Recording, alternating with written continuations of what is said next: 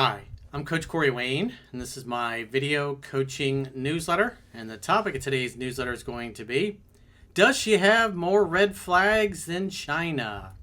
Well, you have to ask. So this particular email is from a viewer. He broke up with his girlfriend about 2 months ago. They were together, I think he said, for about a year and a half. He doesn't want her back. He kind of goes over a lot of the reasons why he broke up with her. Lots of male orbiters that just never seemed to go away. And plus, she was just constantly little white lies here, little white lies there. She was just never being truthful. And so he's been broken up for about 2 months. And he knows intellectually and mentally that she's just not the right person, not a good person because of all the red flags. Intellectually, he knows she's bad for him. But emotionally, he's still hung up on her, and he's having a hard time moving on. He thought it'd be easier than this. He replays in his head. We all do this when we have breakups. We replay all the good times, and as the time goes by, you kind of start to look at the past through rose-colored glasses. You don't think about the bad times so much. But again, intellectually, he knows it's over, but emotionally, he's having a hard time with it. He's like, how the hell do you move on? Well, number one, it's only been 2 months, and the average person statistically takes about a year and a half to get over a breakup. And what makes breakups, they never get any easier. No matter how many of them you've had, how many relationships you've had, they all suck. There's always suffering that goes along with it, even when you're the one that is the dumper. Because especially when you're together with somebody for several years, your lives become so intertwined, especially if you're living together part-time, or actually living together. It's like all of your activities, everything revolves around each other's lives, their families. And then all of a sudden that person's not in your life anymore. So it's like everything you did, your whole identity is associated with being in a relationship with that person. You have couples that you double date with and hang out with. And then all of a sudden you're not going to go and be the third wheel with those same couples, especially if some of them were her friends or vice versa. So it's like everything you did. You wake up together, you sleep together, you travel together, you do family things together, you go shopping together. You're just living and breathing together. Now all of a sudden that person's completely gone. And especially the longer time goes by, it's like your whole life the way it was before when you were single and before you met her. It's like that's just kind of like a distant memory. What happens is guys tend to let their friendships go by the wayside, especially if some of their friends that they hung out with all the time were still single. Well, you're not going to still be hanging out with guys that are going out bar hopping and looking for girls and stuff like that. When you're in a relationship, you're going to tend to hang out with more couples, especially you got kids involved. Then you're trying to do things to keep the kids happy and active while you can enjoy some, your weekend, get a little bit of peace, a little bit of fun, get a little action with your girl when the kids are asleep. And then all of a sudden, that's gone. And what's also hard about that is we oftentimes have let our friendships fall by the wayside. Maybe we got away from our hobbies. A lot of guys stop going to the gym and taking care of themselves. The girl does the same thing. I've talked about this with, Kwang, who I had on my podcast a few years ago, a friend of mine, who's got a CrossFit gym. And he's like literally got it down to the month. Because guys come in, they had a breakup, they're overweight, they want to get in shape. They get fit, they get looking good. They often will meet somebody else through the gym or working out. And then they get serious, and then 6 months later, neither one of them's coming in the gym. And then a year and a half, the guy's back, the girl's back, overweight, out of shape once again. Same process, get fit and in shape, meet somebody new, boom, they disappear for a year and a half, stop coming, cancel their membership even, and then they come back. It's like the same process over and over. So, with that little diatribe in mind, let's go through his email and see what is going on. Because the other thing is, once you accept that you can't fix the person, like you'll see here, it's one of those things that, I'm sure there's a lot of great qualities that he loves about her, but honesty and integrity and being truthful, he's like, I don't want to sleep with one eye open the rest of my life. And quite frankly, no guy wants that. You want to come home and have peace. You want a girl who's hot. You want a girl who's loyal. And it's nice to you. It's pretty simple. You want a girl who makes your dick hard, not your life.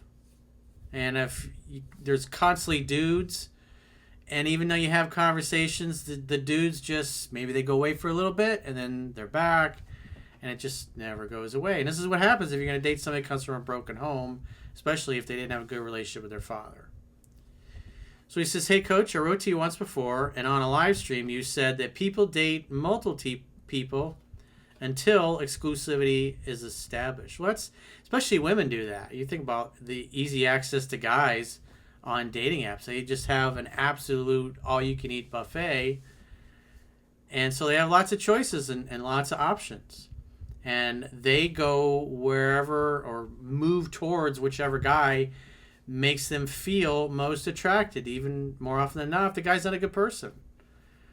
And especially so if the girl came from a broken home, because she's not going to recognize he's not a good person because dad's not around to help warn her of those guys and have those discussions. He said, I've been trying to apply your teachings, but there's one situation I've been struggling to let go of. I was with my ex for 1.5 years. She came from a difficult family background. It's not your job to fix her or to save her or rescue her from the fact that her dad did a shitty job. You're looking for a teammate and an equal, somebody that was raised right, that shares your goals, shares your values. Because if the girl doesn't share your values, like in this case, I mean, she may want to be loyal. I mean, cheaters and liars, typically, they want to be loyal and faithful. At least that's what they say. But at the end of the day, character's destiny. And lying, cheating, being devious, if that's what they grew up with, that's just who they are. And by the time they get to be their 20s, 30s, that's pretty much the die is cast. People typically don't change who they are. They may become a better version, but they typically don't change. And somebody that's just constantly lying to you and deceiving you and constantly inviting attention from other men, if you set the boundaries and she continues to violate it, well, it's just not fixable. And so you have to very bluntly and matter-of-factly just look at her actions and judge her based on that. And if she's constantly displaying low character and disloyal behavior, it's not somebody you want to wife up. It's not somebody you want to have a child with, because your kid's going to grow up and be ratchet just like they are. She came from a difficult family background, and throughout the relationship, I noticed she had issues with people-pleasing, boundaries, and honesty. Again, character's destiny. It's not your job to fix or to save her. She's the one that would have had to made the conscious choice to be a good person if she came from a difficult environment. Unfortunately, whatever's modeled at home for you growing up is typically what you're going to emulate, unless you have some serious pattern interrupts. One thing that repeatedly bothered me was that she would sometimes hide interactions with male orbiters. There were instances where she was meeting or talking to guys and didn't tell me until I found out myself. So if your girlfriend, supposed girlfriend, is hanging out one-on-one with other dudes, their boss, late at night, going to drinks, going to the club, hanging out with a bunch of single girls or girls that are in relationships that constantly are cheating and looking to hook up, well, you are who you associate with. And if she's constantly hanging out with men, they're not there to be her pal. They're not there, unless they're gay, they're not there to get yoga tips. They're not there for grandma's oatmeal and raisin cookie recipe. They're there because they want pussy. They want your girl's pussy. And if she's constantly giving out her number to new guys and meeting them out, then on some level, she's giving them the ability to try to seduce her. She's giving him the green light, even though she says, oh, I have a boyfriend. Well, if the guy persists and then seduces her, she can say, well, it just happened. I couldn't say no. And most guys, unfortunately, they don't give a shit. They've seen too many Disney movies. They think, oh, this guy's stupid. He's neglecting her. He doesn't appreciate what he's got. I'm going to show her what a great dude I am.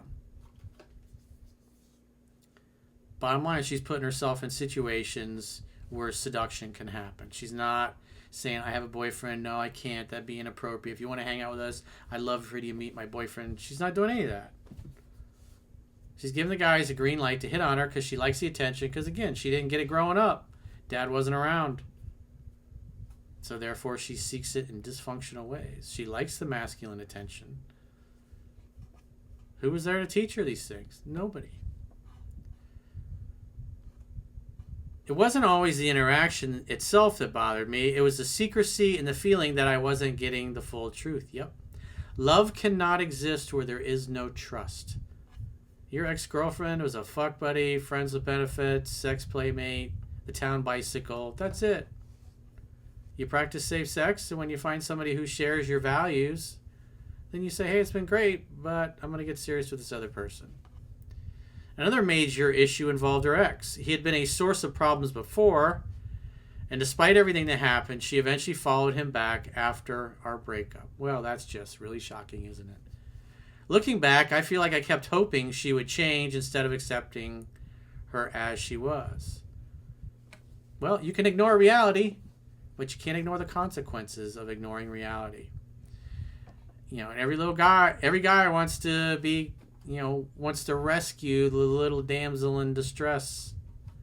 You want to be the hero and the rescuer, but some women are just not fixable, and it's not your duty to do that. Your duty is to find a good teammate who is raised right and shares your goals and values to build something great together. To be fair, I wasn't perfect either. I became frustrated, judgmental at times, and probably stayed in situations longer than I should have. I spent a lot of time trying to understand her behavior and help her make better decisions. It's not your job to do that. You can guide her, but if she doesn't take that on, it'd be different if she takes that on board and that's it and it never happens again, but that's not what happened. You set your boundaries, you tried to guide her, and despite the guardrails you put in place, she crashed through every one of them. That's a her problem. That's not a you problem. So you're projecting your fantasy of what you wanted her to be onto her, and then you're ignoring the reality that she's not living up to it and couldn't live up to it until it just became so obvious. Because you never are going to have peace with a woman like this. I spent a lot of time trying to understand her behavior and help her make better decisions instead of asking whether she was actually the right partner for me. Well, you got to vet for character's destiny. There were also a lot of good memories. I'm sure there were. Sex is usually really good with girls like this because they're very experienced. They like men, and quite frankly, men like them. We shared many first experiences together and built a strong emotional connection. That's what makes it so difficult. Yeah, because your identity is, but it was so good at this point. But there was all this other bullshit that was not fixable. And that's the hard part. You can see the girl's potential, but at the end of the day, you can't make good wine from bad grapes. When I think back, I remember the laughs, the trips, the conversations, and all the moments that made the relationship feel special. Yeah, but it's not all sunshine and roses. It's the bad part. It's the suffering that you got to go through with the character issues that you just realize the juice is not worth the squeeze. And she's not respecting the guardrails of the boundaries. Why? Because she doesn't share your values. That was a parental problem, not your problem. The reality is that I don't think I could ever be fully at peace in a relationship where I felt I had to constantly question what was going on behind the scenes. I don't want to spend my life sleeping with one eye open, wondering if I'm getting the truth. Yep. That's what we want. We want to come home to peace and joy. Instead, you come home to, is she telling me the truth or is she full of shit? We don't want to deal with that. The strange part is that I don't actually want her back. We haven't spoken in 2 months, and I've been focusing on my studies, fitness, hobbies, and self-improvement. Yet, I still find myself checking her social media and revisiting old memories. It's like my mind understands the relationship is over, but part of me is still emotionally attached to what we had. Yeah, remember, this is why it's so powerful, especially you guys that are in sales. You understand this. When you get a client emotionally hooked on your product or service or really liking you, it's hard to say no. It's hard to turn down an offer of a good deal from a friend. And so we make our decisions based upon our emotions, and then we use logic and reason to justify those decisions. And so in this case, you stayed with her, as you said, longer than you should have, and you've done that before. Quite frankly, most of us do that. We all do it. I've done it. It's just the way it is. You want things to turn out better, and you keep hoping because you remember how long it takes to go through a breakup, to get over it, to get back into dating, and then during dating, and then eventually finding somebody you really click with, and you go through a relationship. It's just a long process. And so the thought of hitting the reset button and starting over and being single all over again, you think, well, let me give it a little more time. Well, let me have another talk with her. And it just ends the same way, with her walking all over you.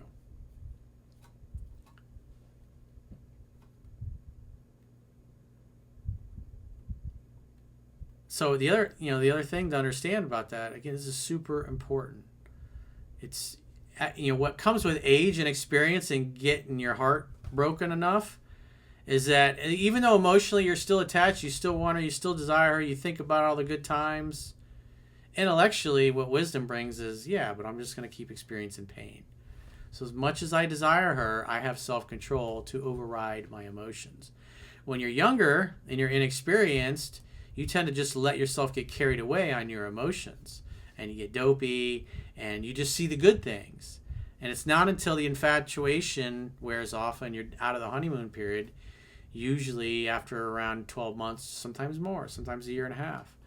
But what probably happened here is once you got out of the honeymoon period, you saw your girlfriend for what she really was. A lying, cheating hoe bag who wasn't going to be loyal to anybody. She was incapable of it because that's not her value system. It clearly wasn't demonstrated that way at home. My question is, how do you completely let go when you know someone isn't right for you, but you still miss the memories and the version of the relationship you hoped it could become? Well, the quickest way to get over a woman is to get underneath a new one. I did a couple success stories last month. The two guys who were going through exactly what you're going through. They got into the book or back in the book, got out there, and both of them hooked up with somebody new, and they felt right as rain. Because what you're missing is the fantasy of what you wished she was. But the reality of the fact that she couldn't live up to your fantasy is why you left. Intellectually, you left, even though emotionally you're still attached, and it just takes time. So as soon as you meet somebody that you really like and lights you up on the inside, you're going to forget all about this girl. And so the hard thing is to keep moving forward, because most guys, after about 90 days of going through what you're going through, especially they go out on a few dates and they just start thinking about all the good times, then they go back. It's usually after, I've discussed this many times with the girls in the podcast. They break up with their boyfriend, or their boyfriend dumps them, and when in 90 days they're trying to come back because they didn't find anybody better. So you got to resist the urge, especially in the next couple months, to want to go back to her and think that you're going to fix her again, because it just ends the same way. So maturity and wisdom force you to move on even though you still feel like shit. So something that can help you alleviate those emotions so you can process it and move it through your nervous system is the consciousness exercises on the homepage of my YouTube channel. So if you just go to @CoachCoreyWayne, scroll to the bottom, there's stages 1 through 12. I'd say put it on your big screen TV. Spend an hour and a half, maybe 3 times a week, Monday, Wednesday, and Friday, doing them. Stages 1 through 12, just do them in order. That'll help you feel better. But getting out and getting around other people. Because sitting around ruminating over what was is what leads to depression and sadness and loneliness. So if you're not working, you should be out of your house doing something fun that lights you up on the inside. Just like when I get done editing and upload my videos for you guys, I'm going to go do something fun because I've been working all morning. So it's important to enjoy your life. When you're enjoying your life, you're going to smile more. And just being around other people, even if you go just sit in a nice restaurant, take yourself to lunch or dinner where there's a cool vibe, a cool environment, and people watch. Or be around other people and just go do something. If you belong to some kind of club, a country club, yacht club, anything like that, some kind of social club, Elks Lodge, whatever it happens to be, VFW, whatever, go hang out with other people. Especially if there's beautiful women around. Because just looking at a beautiful woman completely takes your mind off of what was. And then you start thinking about what could be. Because if you're sitting at home by yourself, you're ruminating your problems. But if you're going out, even if you're just taking yourself to a nice lunch or dinner someplace that's got a great atmosphere and vibe, there's cute girls around, you're going to feel better. Because again, you're looking at all these girls. You're like, man, you're thinking in terms of possibilities and no longer being stuck in the past. And you got to remember what causes suffering. Suffering happens when we don't accept reality. We want reality to be other than it is. And so in this case, not accepting that it's over. And something that helps you move on is to go out and socialize and mingle with other human beings. And doing something that's just fun. Because then you'll forget about it. But sitting around doing nothing and you ruminate and you feel like shit. Remember, whatever you focus on or focus your brain on, it's going to expand. So if you're sitting home by yourself feeling sad about what was, you're going to feel worse. But if you force yourself, even though you don't want to go out and mingle, that's where the magic happens. Who knows? Maybe a cute girl sits down next to you and maybe she just had a breakup. And she's single and ready to mingle. And you just start clicking and you find out you enjoy the same things. The next thing you know, a few hours later, you're bumping uglies in your place. And a new love story begins. You won't care when that happens. So you got to put yourself in situations where those things can happen. Again, I can't remember the names of those video newsletters I did in the last month or two. It was about the last 45 days. There was two guys. One guy met a chick at a bar, and another guy met somebody on a trip or something like that. And it was just like, they were right as rain afterwards. Because they're like, I can do it. I still have it. I can still attract a new girl. So you can do the same.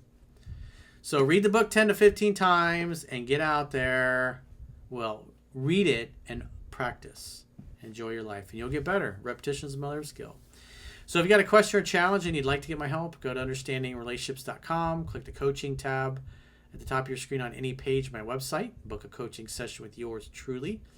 If you haven't already signed up for our exclusive premium members only content, in the video description of this video, there are links to join on YouTube, or you can join on Spotify or our website, understandingrelationships.com. Just click the plans tab when you get there.